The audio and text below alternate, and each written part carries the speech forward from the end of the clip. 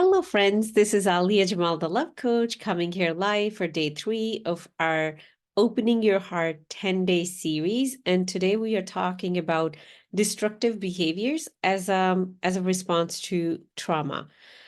So today we want to focus on, again, what is closing your heart, what can open your heart. When we do experience trauma, which yesterday we talked about it, and it is creating that lack of trust within ourselves, very specific behavior starts to come out of us as a child, as an adult, and they are tied to the root is instant gratification, but they can look like different forms of addictions. They can also look like when we try to sabotage ourselves, when we get obsessed with things. It could be something like OCD, it could be something like anxiety, it could be something like depression, it could be something like substance abuse, it could be our obsession with negative thinking, where we catastrophize everything in our mind. Can never pronounce that word properly. It could also impact our relationship with food. So either we are eating too much or we are not eating. All of that closes your heart. So if you are dealing with any of that in any given moment, in that moment, your heart is closed. Just to recap, heart is the energy center that connects us with our soul. It's your direct line to your soul. It opens, it closes. When we stay present in the moment, when we are leading with trust, that is when it's open. When it's open, we become a magnet to what already belongs to our soul. So that is our end goal, to get to a point where we have done enough inner clearing or cleaning or transformation that we can keep our heart open. And we also know, for me specifically, or for you specifically, what are those triggers that are going to close your heart? And in the moment, what to shift within you so you can keep it open. So let's talk a little bit about the trauma response and the destructive behavior. So when we experience trauma, which is a separation from our true self, and in our childhood, when we experience that, it leads to developing a very specific unconscious belief. And that unconscious belief leads into a very specific way of thinking. And that specific way of thinking leads to a very specific behavior. For example, if a child was not accepted for whatever they did, let's say, the child wasn't, playing with like wasn't sharing their doll with their sibling, and, now mom is yelling at them and they want mom's love. So they're like, okay, there's something wrong with me. That's why mom is yelling at me. That's an unconscious belief that is being created. So in that age, our parents' love, because that is the only authority that we know of, is crucial. It means life and death to that child's developing brain. So in that moment, what we do, mom's love is more important. I'm just going to forget about me. I'm going to do whatever mom wants me to do so mom can be happy with me. So in that moment, the child went from living their own life, which is like, it's my doll, I'm going to play, living with that, to people pleasing. And that is the same child who's going to keep thinking into their um, teenage years, there's something wrong with me. I am never good enough. I cannot let other people see that side of me. So before they even find out, let me be so kind, so loving, so friendly. Let me bend backward. Let me never say no. So everyone can appreciate me or be happy with me. So if you're one of those people who are carrying excessive responsibility for everybody else, and you're all the time feeling guilty that maybe somebody's not happy with you, that is a sign of this trauma response, having this destructive behavior in your psychology, where you just keep carrying that. And when you do that, your heart is closed.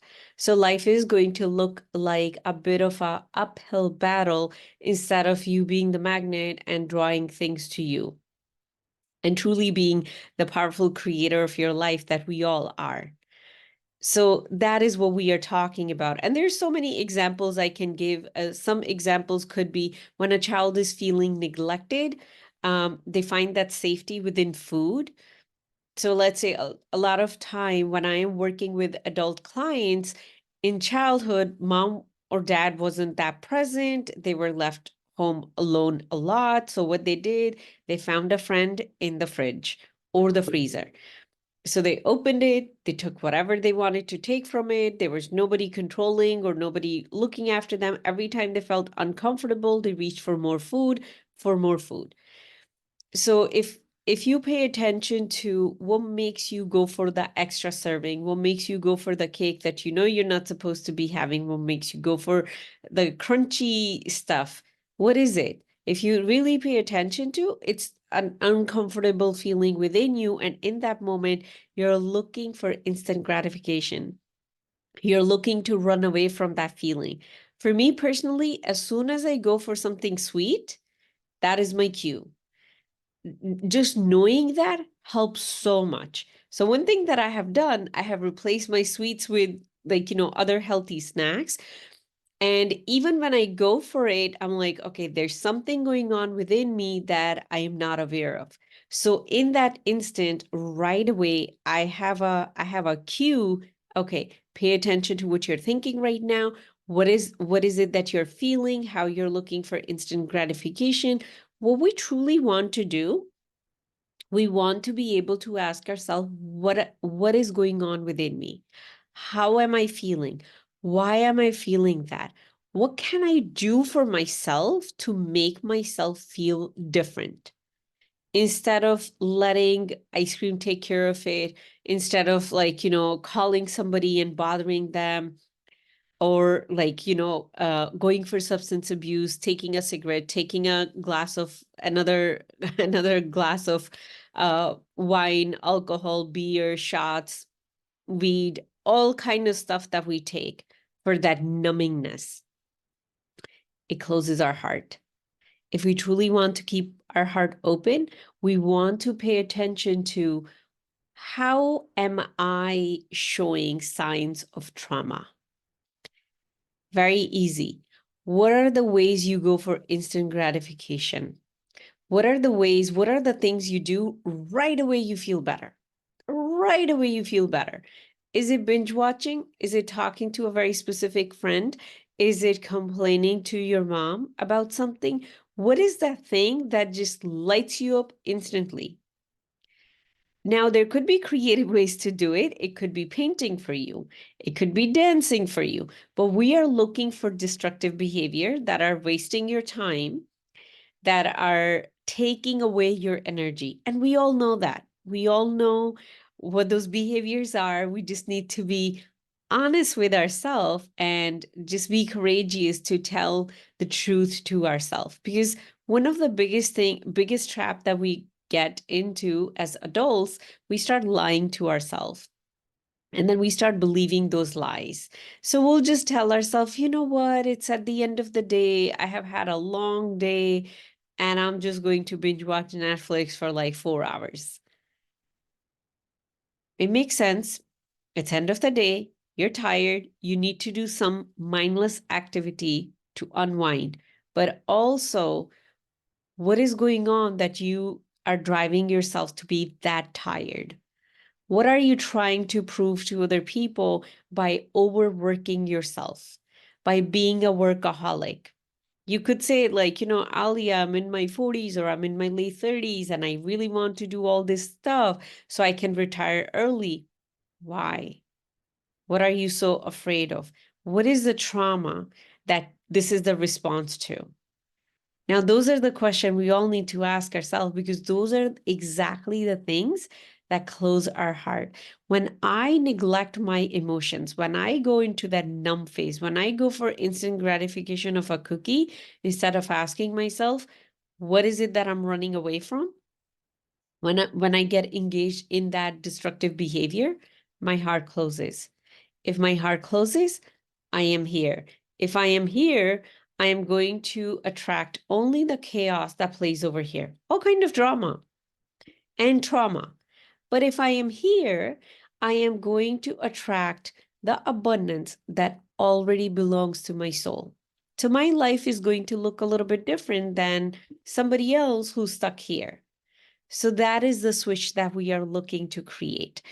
And I will just invite you to really observe yourself for the rest of the day today. Truly observe yourself and ask yourself, when, where, how am I going for instant gratification, numbing myself, running away from my emotions, running away from my pain, and neglecting the trauma that is deep within me, that I just refuse to even accept, refuse to even get help, refuse to even work through.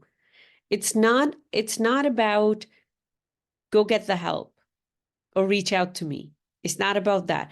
It's just about being aware.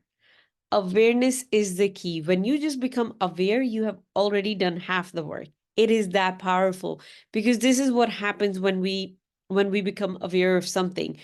That thing is not sucking your energy without you being aware of it. It's just like, you have no idea that you have a mouse in your home and it's ruining all your food. Versus, you have a mouse in your home and now you know what's happening to your food. Just that tiny piece of information can shift so much for you. It can save you from so much ruined food because now you can do something about it. You can maybe put your food on higher cabinets. Maybe you can put your food in different containers. That tiny information can make a huge difference in your life. That is the power of awareness. So, I invite you to become aware of how you are involved in destructive behavior as a trauma response. And that is the piece that is closing your heart. And if this resonates with you, and if you're like, I am ready to go deeper, feel free to reach out to me, DM me wherever you're watching it. You can go to aliajamalcoaching.com and you can book a consultation with me. And I would love to be your guide to help you heal those inner wounds and keep your heart open so you can truly become a magnet to the beautiful abundance that already belongs to your soul. I'm sending you so much love, and I'll be back tomorrow. Bye.